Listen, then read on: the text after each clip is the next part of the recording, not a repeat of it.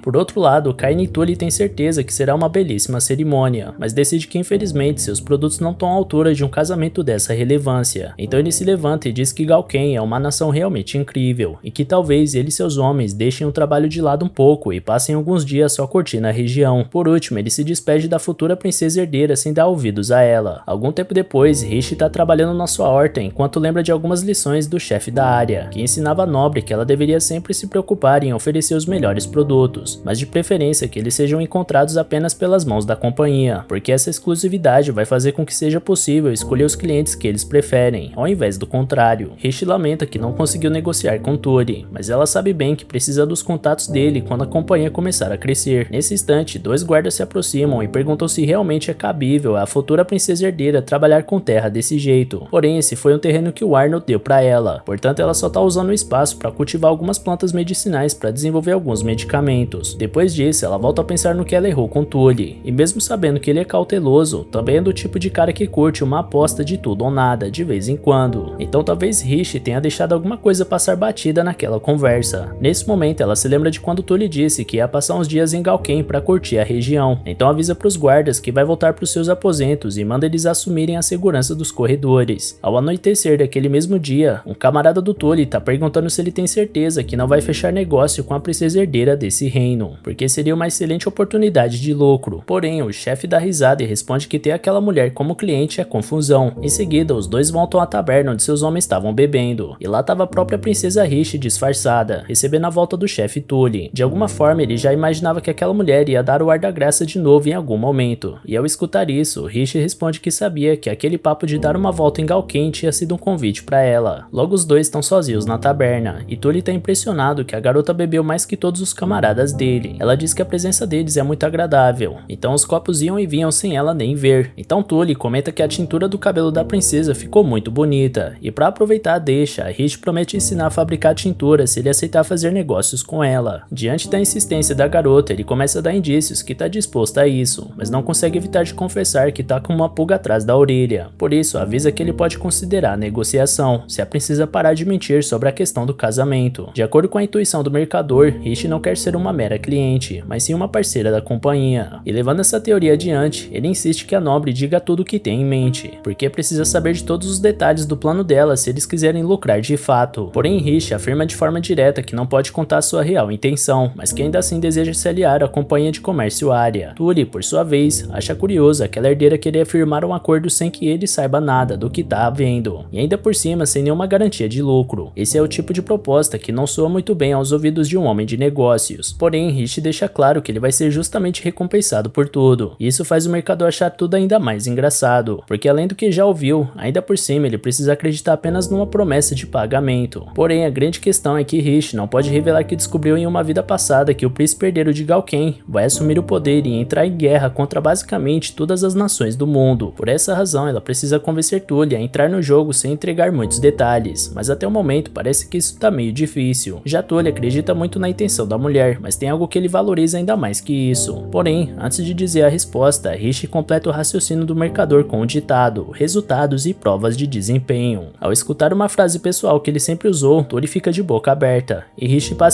passa a ser mais direta, dizendo que vai criar um negócio novo na capital, e conforme a empresa começar a dar lucro, ela espera que o chefe reveja sua postura quanto à proposta dela. A partir daí, Rishi passou a falar a língua do negociante, já que entrar em time que tá ganhando é a garantia para ele botar fé nas palavras da herdeira. Por fim, ele dá uma semana para ver isso ao vivo e se mostra ansioso pelos resultados, enquanto Rishi promete que Tully pode pagar para ver. Finalmente, eles brindam ao futuro, e assim que se levanta para ir embora, a princesa passa um remédio pro Tully dar para os seus homens quando eles acordarem. Obviamente, ele questiona que diabos é isso, mas ela apenas responde que ele vai saber depois que eles tomarem. No meio da madrugada, Rishi volta de fininho para a mansão do seu futuro marido e dá de cara com o mesmo, que reclama que a garota voltou bem tarde para casa hoje. Além disso, Arnold diz que ficou sabendo que a negociação dos produtos do casamento falhou e acha engraçado que um mero comerciante rejeite a proposta de uma futura princesa herdeira. E por mais que ele tenha dito que sua esposa poderia passar os dias em Galken da forma que quisesse, Arnold se aproxima da princesa e observa o comportamento dela após passar a noite com outro homem sozinha. Com essa reação, Rishi pede desculpas por ter saído sem avisar e voltado tão tarde, já que isso poderia manchar a reputação do futuro rei, mas ele responde que não é isso que preocupa ele, então pergunta se por acaso ela tá machucada. Rishi fica surpresa com essa postura do noivo e responde que tá bem. Arnold avisa que vai passar a acompanhar Rishi nas vezes em que ela for visitar a cidade, porque por mais que ele tenha dado a liberdade dela ir e vir como quiser, também prometeu que protegeria sua mulher. Arnold sabe que apenas proibir a princesa de sair por aí vai fazer ela fugir de alguma forma, portanto parece mais certeiro restringir ela com algumas condições. Então Rishi pergunta se é tão fácil assim entender ela, mas pelo contrário, o príncipe diz o quanto é complicado esse jogo, tanto que ele não faz ideia de como será o comportamento dela daqui pra frente. Em seguida, ele questiona como foi o encontro com o chefe da companhia área, mas antes de responder, Rishi pergunta se Arnold tá com fome. Logo ela prepara uma sopa pro seu futuro marido, e por mais que ela se mostre preocupada de estar fazendo uma comida ruim, Arnold diz ter gostado da refeição. Ele diz que damas da nobreza não costumam ter muitos dotes culinários, por isso fica surpreso pela qualidade da sopa. E conforme o príncipe dizia isso, Rishi lembrava que em muitas vidas passadas, ela enxergava as refeições apenas como uma forma de não morrer de fome. Depois da janta, Rishi revela seus planos e que tem uma semana para montar seu negócio. Então Arnold afirma que compreende tudo. Rishi pergunta se ele não quer saber o motivo dela ter insistido na companhia área, mas como nem o chefe sabe a razão, Arnold imagina que a garota não vai dizer a verdade para ele. Ela confessa que ele tá certo e logo afirma que precisa fazer uma pesquisa sobre a cidade para saber que tipo de empresa ela poderia abrir. E isso faz Arnold dar uma risada de canto de boca e responder que essa será uma batalha difícil. Rishi se incomoda com aquela reação e pergunta se o príncipe tá achando graça disso tudo, mas Arnold Garoto se esquiva da pergunta e manda ela fazer como quiser. Logo ele se levanta para ir embora, mas antes disso, ele pergunta se Rishi já conheceu o irmão mais novo dele. Como ela responde que não, o herdeiro deixa claro que deseja manter as coisas assim, e caso o irmão dele tente se aproximar, ela deve se afastar. Rishi pergunta o motivo disso tudo, mas Arnold acha que a garota não precisa saber. Na mesma noite, Rishi começa a pesquisar informações importantes do reino de Galken, para montar um negócio que realmente dê certo. Ela procura sobre a proporção entre homens e mulheres, a distribuição etária, as transformações na economia e a situação das regiões vizinhas. Além disso, ela procura saber de todos os comerciantes locais para fortalecer seus contatos. Pela manhã, ela vai trabalhar todos os dias no jardim. À tarde, vai conferir os materiais de ensino das criadas e à noite vai cuidar das questões do casamento e estudar a economia de Galken. Portanto, durante um tempo, ela passa algumas noites em claro para conseguir alcançar seu objetivo. Assim, o dia seguinte chega e Arnold tá concordando com a opinião do Oliver que jantar tão tarde não é uma coisa comum pro príncipe, mas por mais que a sopa tivesse boa, ele não sabe se é muito comum colocar ervas medicinais nesse tipo de prato. E Oliver responde que não faz o menor sentido que isso tenha sido incluído na sopa. Já Rishi tá exausta de uma noite cheia de estudos, e seus guardas estão preocupados com a saúde da princesa herdeira, pedindo pra ela não pegar tão pesado. Então eles chegam até o quintal da Rishi, e lá tá dormindo um garoto de cabelo preto, uma cor tão rara nesse continente. Os guardas pedem pra nobre se afastar, mas ela parece curiosa com o garoto dormindo na sua horta. Assim, o moleque acorda e reconhece a mulher na frente dele como a futura esposa do seu irmão. Ele parece encantado por estar conhecendo pessoalmente a garota, já que tentou isso várias vezes enviando cartas expressando esse desejo, mas o irmão nunca respondia nenhuma. Portanto, ele mesmo se apresenta como Theodore August Hayne, segundo herdeiro ao trono e irmão mais novo do Arnold. Rishi lembra que o esposo pediu para ela ficar longe desse moleque, contudo ela decide retribuir a gentileza dele, então disse o nome de forma educada. Theodore pergunta o que sua querida cunhada tá fazendo ali fora nesse calor, e ela revela que tá plantando ervas medicinais no canteiro onde ele tá pisando. Com isso, o garoto fica feliz por ter achado uma cama tão macia e tão importante para a saúde, mas uma coisa no solo tá incomodando bastante ele. Preocupada, a princesa agacha para ver o que tá rolando com a sua horta, mas ao invés de comentar sobre as ervas, Theodore diz em voz baixa que quer salvar a princesa, porque uma vez que ela foi trazida à força para esse reino, ela é uma refém e não uma noiva. Apesar disso, Rishi tá ciente da sua posição na família, e inclusive afirma que o irmão mais velho do Theodore trata ela muito bem. Com isso, ele compreende e se despede. Momentos depois, Rishi tá pensativa em relação ao irmão do seu noivo, então pergunta para os guardas por que eles receberam ordens de proibir o contato dela com Theodore, e se por acaso os dois irmãos não se dão bem, mas os soldados estão proibidos de comentar o caso, e com isso, Rishi deixa esse assunto pra lá, visto que a prioridade é o acordo com o chefe. Após mais alguns passos, Rishi encontra seu esposo ordenando que as tropas de Galken permaneçam na cidade, porque a função delas é proteger o povo. O comandante parece indignado com essa decisão, já que os nobres das redondezas precisam de apoio, mas Arnold argumenta que a nobreza tem seus exércitos particulares, bancados pelos fundos da nação, e que isso é o bastante. O comandante responde que o pai do Arnold não vai ficar feliz com essa escolha, mas o príncipe manda os subordinados se colocar no lugar, decretando que não vai discutir mais esse assunto. Por fim, manda o comandante informar cada nobre desse decreto de forma separada, alegando que a proteção do povo pode gerar mais impostos, se continuar sendo eficiente, e isso vai proporcionar o lucro necessário para cada nobreza fortalecer seu corpo militar. Rishi escutou cada palavra desse diálogo, e isso foi um incentivo para mais tarde ela descobrir que aquilo foi a aplicação de uma lei que o Arnold criou, que indenizações de guerra deverão ser usadas para reformas e geração de empregos. Com isso, ela conclui que o príncipe herdeiro realmente se preocupa com o povo, algo bem diferente do que ela pensava na vida passada. Mais tarde, naquela noite, Rishi volta para seus aposentos e recebe uma carta do esposo, pedindo para eles se encontrarem. A princesa vai até a capela onde foi marcado o encontro, mas ao invés de Arnold, lá estava o irmão mais novo dele, Theodore. E galera, vocês querem continuação desse anime? Se sim, então já comenta aqui embaixo e comenta também qual anime dessa temporada vocês gostariam de ver aqui no canal, beleza? Valeu galera, se cuidem!